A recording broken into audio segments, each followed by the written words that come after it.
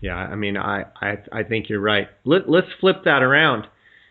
Um, I also think big bucks can be found in some of that flatter desert country that's maybe more open, more Ocotillo, more, deserty. Um, from a standpoint of maybe that country doesn't get overlooked. Dwayne made a good point about the middle of the mountain, and he finds deer either high or way low. What's your thoughts on bucks that are down in the desert, or down on the transition where the desert floor just hits the hills? What's your thought on finding a big buck low? Well, it's certainly possible. You got guys killing really big bucks down low every year, and I think that with the deer densities being lower, that is certainly keeping the majority of the hunters out of there.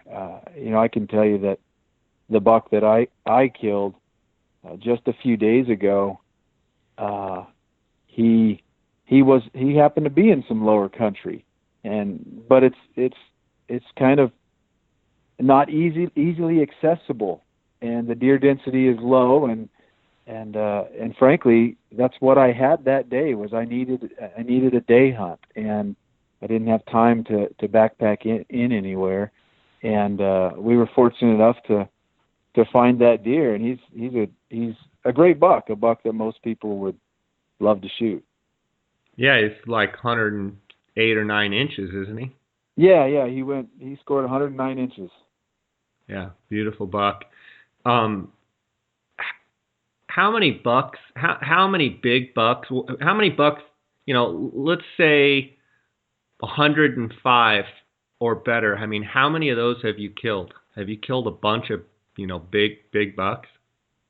No, I really haven't, Jay. I've killed 2 bucks over 120. I shot that 109-inch buck not just a few days ago, and I've killed a few others in the 100-inch class.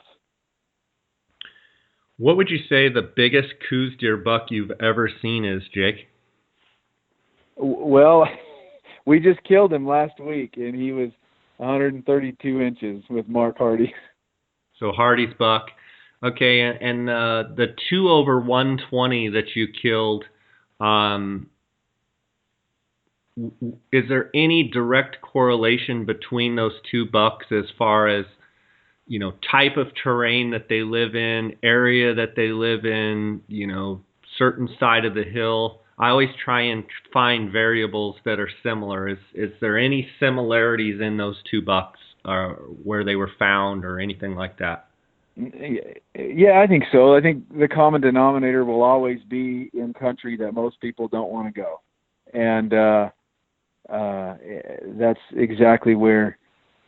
Back in 2009, when my good friend Andy and I found the 127-inch buck that I killed, we just happened to be in country that was really difficult to get into, and it was a long ways to go. So same thing 2 years ago, the buck that I found, I had been watching that buck since the previous year, and I kept tabs on him all year long, and just difficult country, difficult terrain, and even difficult vegetation and topography to glass into also. Let's talk about that buck. Not the 127. I believe you said it was like 122-inch deer 2 years ago? He's 120 and some change, a little over 120, okay. Yeah. Okay, 120 and change, and you got to see him quite a bit. From the first time you saw that buck to the time you killed him, give me a rough, how many times did you actually see him with your eye? Well, I feel like I was pretty fortunate that almost every time I got up on the mountain to look for him, I could find him. And the year prior to that, when I had a tag, it took me a couple of days to find him. But when I did, I could get in on him pretty easy. Unfortunately, I didn't take him, or I should say fortunately, because he grew several more inches the next year. But from that moment on, when I did not shoot him in 2013, I had a game plan, and I felt like that was his home area, and it all really seemed to work out with getting trail camera pictures of him and even getting up on the side of the mountain and glassing him up as well.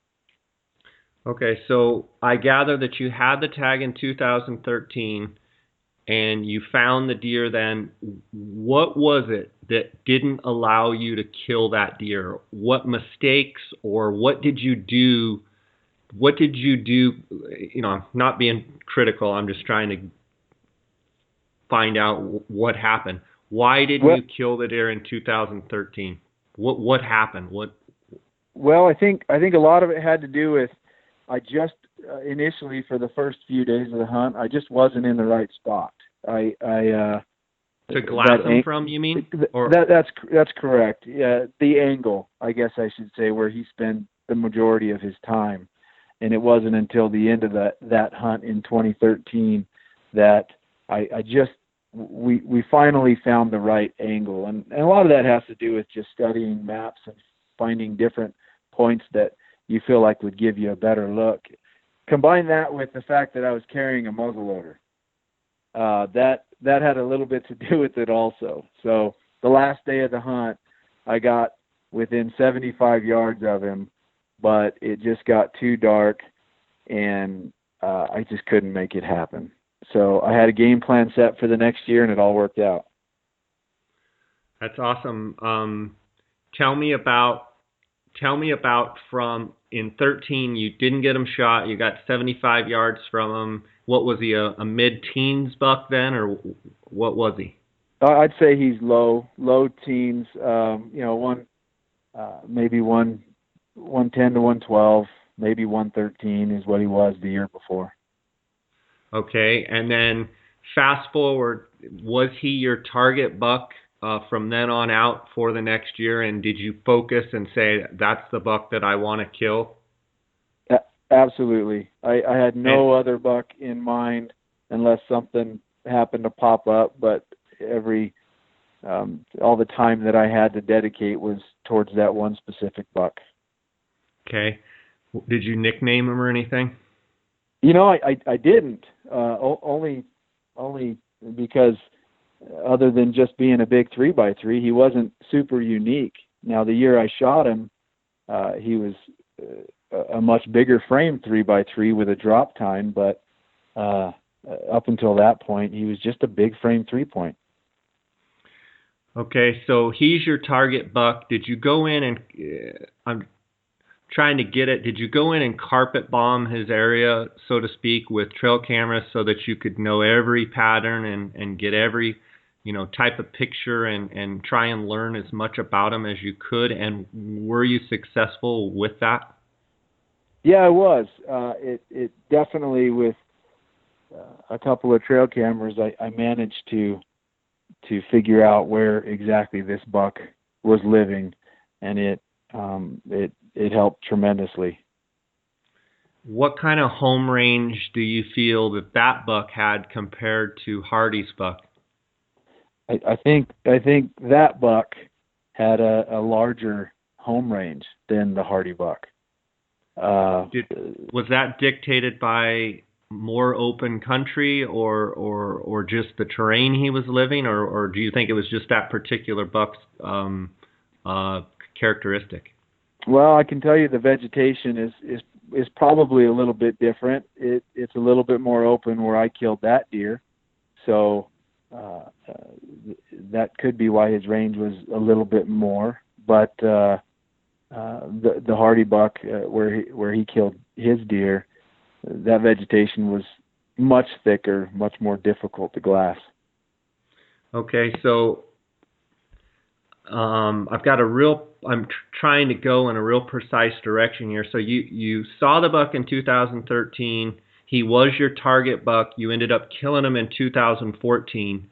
Were you able to go and watch him in January during the rut? And if so, was he rutting this 2014 buck? Was he rutting in a similar area from where his home range, or did he go off the charts and was gone and then came back? I want to know about, does he stay in his home range to rut, or did he leave?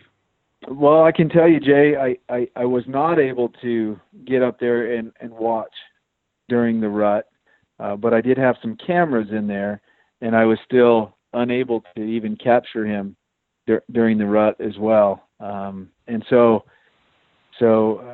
I can't even tell you if he stayed right there or if he went anywhere else. I can tell you that there was certainly all the water, feed, and does that he needed where he easily could have stayed right there.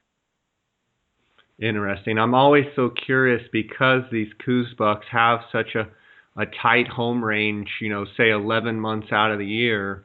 And certainly you discussed a real tight range, July, August, September, October.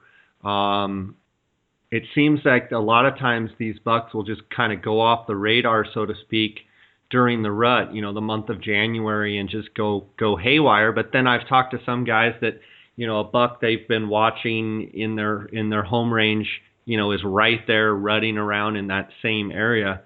In your experience, would you say that Coues bucks tend to just stay, if Hardy's buck had an 800 to 1,000 home range, and this buck you said had a little bit bigger, in general, from your knowledge, do you think Coues bucks typically just, could go a mile or two away and rut somewhere completely different and then come back? Or do you think that they're generally within, somewhere in that home core range during the rut? Jay, this is what I believe. I believe they're generally still within their home range. Our deer densities, once again, I think it depends upon that. But if you get into some country that holds a good amount of deer, I'm not quite sure. I'm not quite sure why a buck feels that he needs to go anywhere else. So that's just been my experience. That's kind of how I feel. There's always exceptions, but generally that's what I think happens. Fair enough. What advice could you give to Coues deer hunters hunting these October and November, what I call early season hunts? What are some tips that you would give these guys? Okay, well, some tips.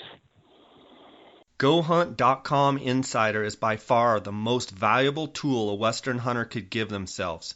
GoHuntcom Insider are the industry leaders and #1 source for Western hunting for a lot of reasons. GoHuntcom Insider have changed the game for how hunts and hunting information are found. Within a matter of minutes using Filtering 2.0, you'll be able to filter by state, species, residency, odds of drawing a tag, specific hunting dates, and harvest success percentages to find the hunts that fit exactly what you're looking for. If you are a guy that applies across the West or just in your home state but want to find some new opportunity, there's no better way to do it than using GoHuntcom Insider. As an exclusive offer to my listeners, if you sign up for a GoHuntcom Insider membership for $149 a year and use the promo code JScott at checkout, you'll receive a $50 Coues gift card. Head on over to GoHunt.com/insider and get yourself the most valuable membership a hunter could have. Real game calls featuring the elk reel.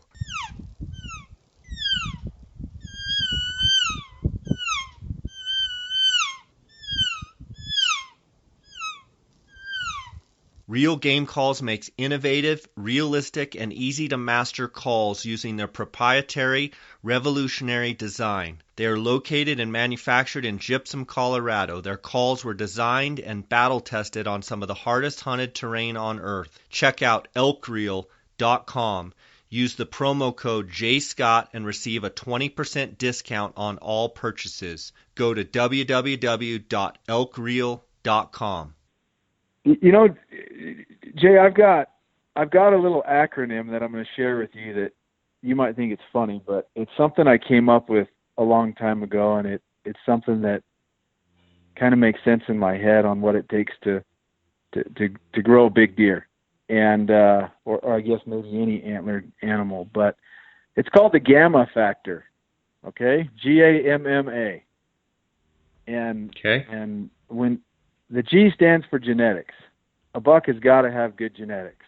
Without genetics, he really doesn't mean much, or I should say, he's not going to grow into much.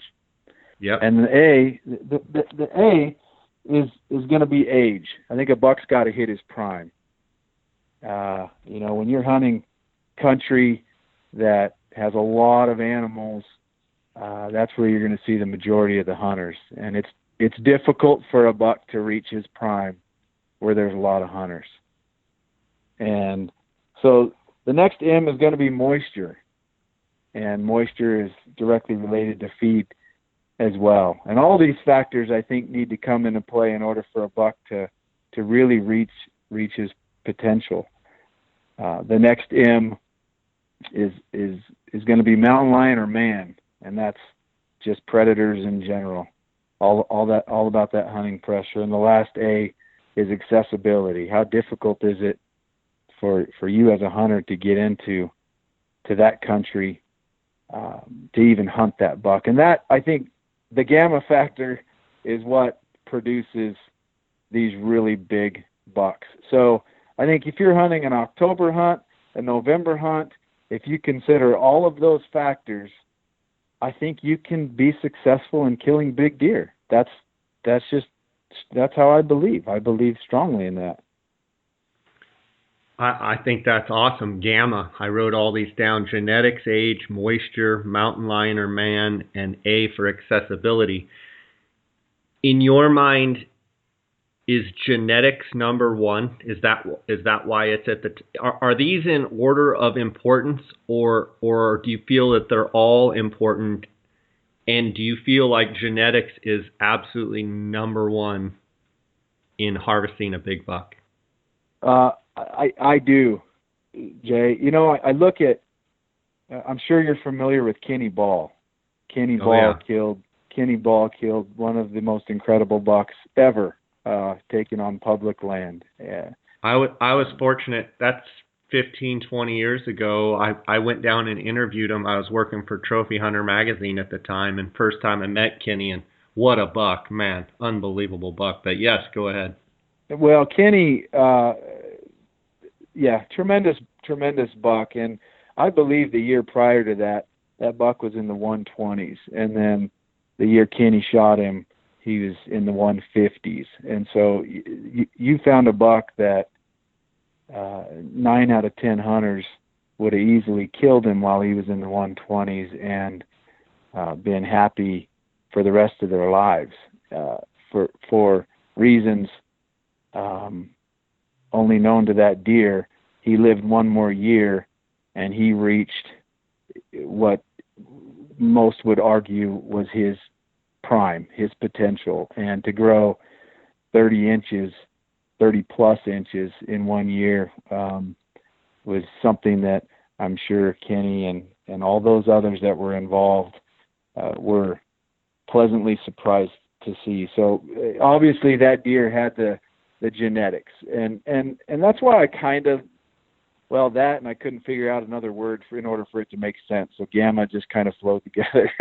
But yeah, that's why it's got to have the genetics, and they can reach 6, 7, 8, 9 years old, and if they don't have the genetics, it doesn't really matter. And if they have the genetics but they are getting shot at 2 years old, then once again it doesn't matter either. I helped a good friend of mine shoot a great deer several years ago that in 2011 I had him on game camera, and he was so small that I don't even think I ever scored him on the hoof. He was probably a 70-inch deer, and the next year we shot him and he was 108, and so he scored 38. He grew, in my estimation, 38 inches in 1 year, and I actually didn't even know that he was the same buck until I happened to be going through old trail camera pictures from the year before. So once in a great while, you'll get these bucks that they say do blow up, and I think that they are the exception.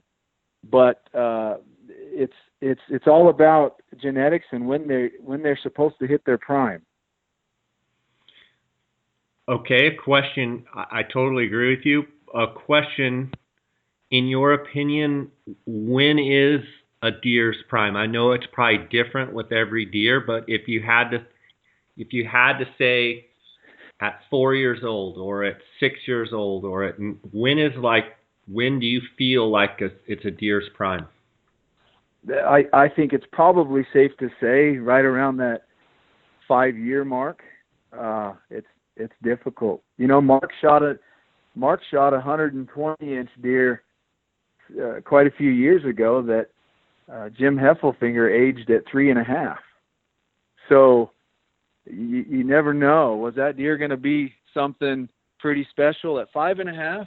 We'll never know. But the biologists seem to have a pretty good handle on it, and they say 5, and that's probably closer to what I believe, what I think is true also.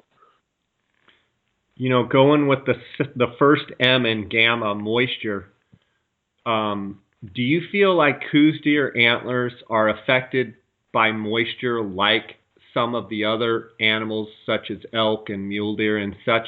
Do you feel like the moisture plays as big a role as it does, say, in those other animals' antler configurations or development?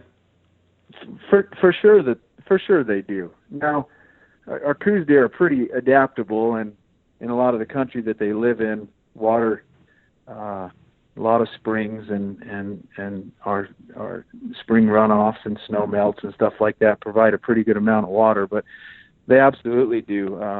Mark and I have a buck on camera from a few years ago that looked like he was going to have great potential, and then the next year it was a really bad, dry year, and he was a little bit smaller. And then you fast forward to the next year when you got more moisture, and he grew relatively bigger the way that we were kind of expecting him to. So I think moisture definitely plays a big part in it. Okay. Speaking about moisture, most of our southern Arizona moisture is monsoonal moisture. One of the challenges is this when dealing with moisture. Do you think it's the moisture from, okay, so let's back up. The deer start growing their antlers in June, right? May, June, kind of that time frame. Yeah. And typically it doesn't start raining until 4th of July, say July 1st. That's when the monsoon kind of starts. Okay. Do you think the monsoonal moisture, if we have good early monsoonal moisture that year, do you think that directly affects those antlers that year? Or are you talking about moisture from the prior year before or even during the winter? I guess my question is, do you see bucks blow up when we directly have a big monsoon that year, or is it from the monsoon from the prior year? Do you understand my question? Yeah, I think so, Jay. I think it's probably closer to that year, whether it's the late winter and early spring rains, or it's the great monsoons that you get that year. That's my opinion. I think so. Okay. I mean, it makes sense that as those deer are growing, if they're getting great nutrients and stuff's really blooming and blossoming, and they're able to get that all the necessary nutrients that they're blowing. As it's raining, they're feeding and it's going straight into their antlers. That would make sense to me. It would be interesting, to see 3 or 4. I'd love to see it. It seems like we've been in a drought, but love to see 2, 3, 4 great monsoons. What it would do to our Coues deer. Oh yeah, that would be really neat to see. PhoneScope is a company that makes custom-molded, precisely engineered smartphone digiscoping adapters. Photographing wildlife has never been easier. It is simple to text photos and videos from your smartphone and share them with your friends. PhoneScope stands behind their product with a 100% money-back guarantee. Get yours now by using the JScott16 promo code and receive 10% discount on all purchases. Check them out at PhoneScope. That's PhoneSkope.com or on Instagram at PhoneScope. I have known the owners of the Outdoorsman's in Phoenix for over 20 years. They are the authority on optics and hunting gear. Outdoorsman's is the leading designer and manufacturer of high-quality tripods, mounting accessories, and pack systems for all hunters. Their customer service is the best in the business. Go to outdoorsmans.com or call 1-800-291-8065 and use the J. Scott promo code to receive 10% off any products. Well, Jake, it's been awesome having you on the podcast. We've covered a lot of ground. I know you're busy. I appreciate you spending some time with us. I'd love to do it again. And congratulations on your deer this year, and you and Mark and Mark's deer, and some of the great deer that you've killed in the past. Do you feel like being involved with the deer like Hardy's deer and some of the deer? I mean, at some point in time, does it ever, does the passion wane? Meaning, we've killed some big deer, or does it make it? Does the disease get even worse? Well, it wanes. It wanes on the hike out in the next 3 days. So I can tell you that we have big plans of becoming mule deer hunters as we're recovering. Yeah, exactly. But it doesn't take long, and it's seeing the other pictures of great bucks being killed, and it's in the back of your mind that canyon that is just a little bit further in that you've always wanted to check out, and maybe that one game camera that you left out and you haven't checked it yet, that you always anticipate that something else is on there, or something else is lurking behind that tree that you just haven't looked in, and that's why we do it, Jay. It's just the anticipation of what's out there, and you just keep going, and you keep pushing yourself as hard as you can, and the addiction to Coues deer hunting is strong and as big as anything else, and so it challenges you mentally and physically, and if you're not up for the challenge, then you just become a mule deer hunter, right? I love it.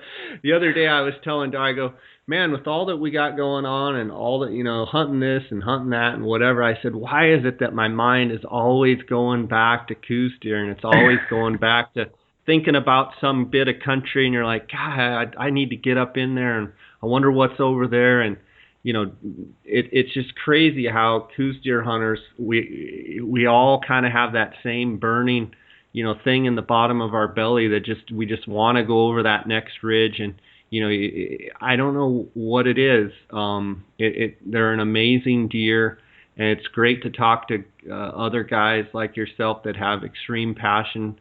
And you guys have had unbelievable success. And let's face it, though, you guys have worked your butt off, and let's face it, you guys have put in the time, and it doesn't just happen. The success that I'm talking to the listeners here, you guys, a guy like Jake and his buddies, it doesn't just happen. They didn't just all of a sudden, big deer. I mean, these guys have been grinding. They're out there in the summer, and they're hauling salt around, and they're hiking their butts off, and they're going days and not seeing the good buck they want to see. And it's a grind, isn't it, Jake?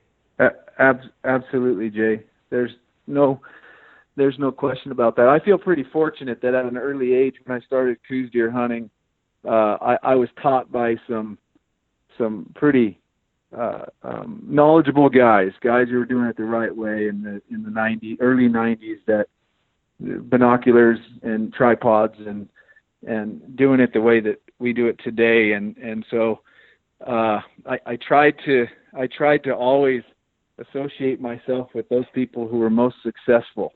And it's and I'll be honest with you, Mark has made me I'm a far better Coues Deer hunter than I ever was, and I'd like to think that I've rubbed off a little bit on him as well. So it's kind of who you associate with, and then you find out those people who are successful, and you just kind of pick their brains apart, and you just do what they do, and eventually it'll work out. If you just keep doing it, it's going to work. It takes time. It took me quite a bit of time before I killed my first big buck, but there's no substitute for time. I'll tell you that much. Yeah, that's a great point. So who's going to win the big game this year? Obviously, you are a fan of that other school down there, and I'm a fan, of course, of Arizona's greatest college, Arizona State. Yeah. Who's gonna win the big game? We might be on our sixth quarterback by the time our game hits, though. We're down to the fourth string quarterback, so that's my excuse for right now. That's my excuse. Oh, we're talking football? Yeah. Well, is there any other sport? I mean, come on, let's not. Oh, that's a typical U of A response. Always want to talk about basketball. Basketball's not a sport. Come on. Yeah. Well, I'll tell you this much, Jay. I'm an Arizona Wildcat fan, but I'm also a realist, and we have a pretty unfortunate. The Arizona Wildcat football team is hurting pretty bad. So I'll give ASU credit, as hard as that is. I'll give them credit where it's due. But the interesting thing about that rivalry is it's always a game. I should say it usually turns out to be pretty special. So you never know. But I don't know if I'm willing to put any money on this game. I'll tell you that much. Yeah, I think one thing that I love about the rivalry is I love all my buddies down in Tucson. My cousin went to U of A.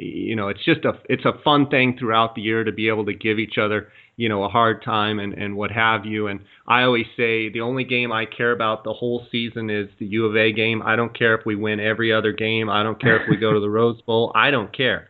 As long as we beat the U of A. But I say that in good fun. I've got family and friends that are U of A fans, and I think it's great that our state has a rivalry like this. It's always fun, and it's always a game. It doesn't seem to matter really who the favorite is. There's always crazy things that happen with block punts and kicks, and just crazy stuff happens in those rivalry games, and it's always fun to be able to rib guys like you and my cousin and a bunch of other guys that I know.